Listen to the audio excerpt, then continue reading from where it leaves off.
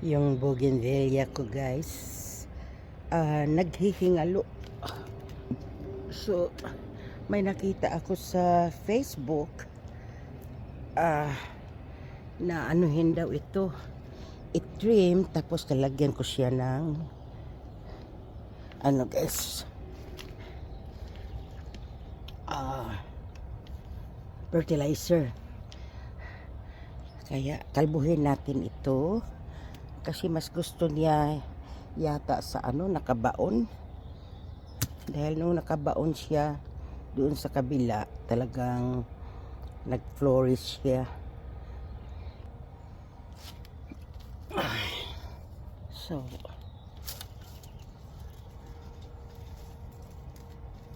kalbuhin natin guys.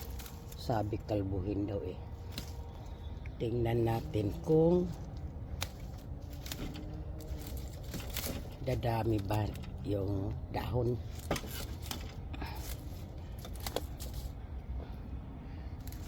Alis dyan. At kakalbuhin kita.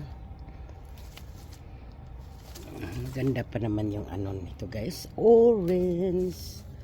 Orange siya.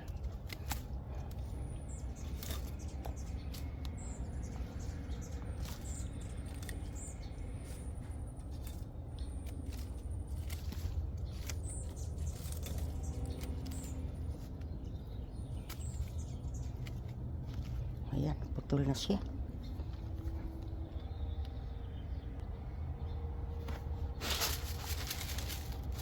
Yan. Bigyan ko siya ng time. Pag hindi pa siya nabuhay, ay alisin ko na lang siya. Tingnan natin yan. Yan, kalbo na. Ngayon, diligan natin. Hot char. Magdilig tayo. Baka kinulang ng tubig yan. Hindi ko alam kung na overwater or kinulang.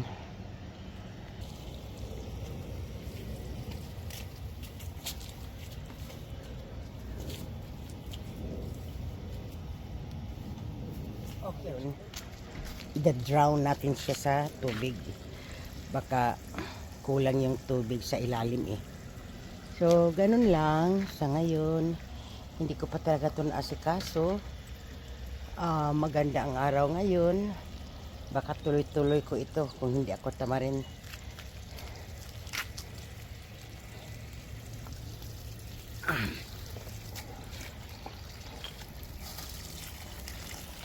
Yeah, mas nagustuhan niya yung ibinabaon siya. Kailang kung maaari ayoko nang magbaon yan kasi nga dahil doon nga sa karanasan namin na gumastos kami ng malaki dahil yung tubig nagmumoist sa at pinapatay ko na rin yung sabi ko turn off na. Meron sila ditong guys, pangalan nito sprinkler, pinapaturn off ko na. Hindi bali ng ako na ang magdilig. Total kahit meron silang sprinkler,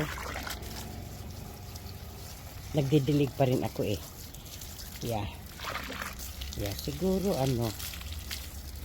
talagang tuyo siya dahil tingnan mo or itaas namin, baka hindi kulang ng butas, hindi ko alam.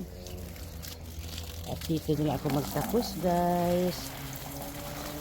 Ayun yung papaya kong ang hina niyang tumubo, pero hindi ko siya binaon dahil nga baka galawin ng gophers yung